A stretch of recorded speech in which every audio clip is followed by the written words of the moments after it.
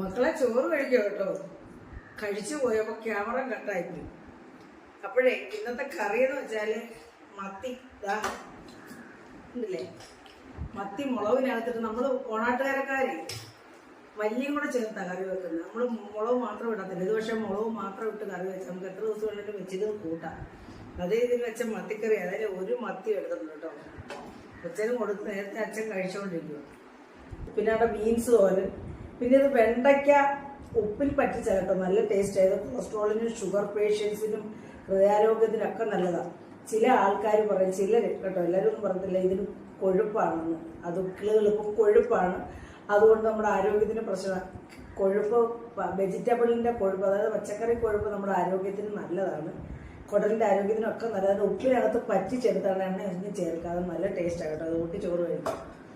പിന്നെ ഇത് നമ്മുടെ ചെറുപയർ, ഇന്നലെ രാത്രി നമ്മൾ കഞ്ഞി കുടിക്കാനായിട്ട് ഉപയോഗിച്ചു. അപ്പോൾ ഇന്നിപ്പം വേവിച്ച് കഴിഞ്ഞാൽ അത് ചൂടാക്കി, ഈ തോരൻ ചൂടാക്കി പറയാൻ കഴിഞ്ഞു പോയി. പിന്നെ ബാക്കിയുള്ളത് എടുത്തതാണ് കേട്ടോ. അപ്പോൾ ഇതെല്ലാം കൂടെ ചേർത്ത് കഴിക്കുമോ ഞാൻ കേട്ടോ. അപ്പോൾ എല്ലാവരും ഓണത്തിന് തുണിയൊക്കെ എടുത്തോ. ഞങ്ങളിത് ഓണമെന്ന് വിചാരിക്കും, എന്തായാലും ഓണമല്ലേ, തുണി എടുക്കണ്ട. അപ്പോൾ ആറോടും തുണി എടുക്കണമല്ലോ. അപ്പോൾ ഞങ്ങൾക്കൂടെ എന്തെങ്കിലുമൊക്കെ ഒന്ന് എടുക്കണം, ചെറിയ വല്ല നൈറ്റിയോ വല്ല ടീഷർട്ടോ ഒക്കെ എടുക്കണമെന്ന് ഞാൻ ചിരിക്കുമോ. അപ്പം ഞാൻ കഴിക്കട്ടെ മക്കളെ, ശരി കേട്ടോ.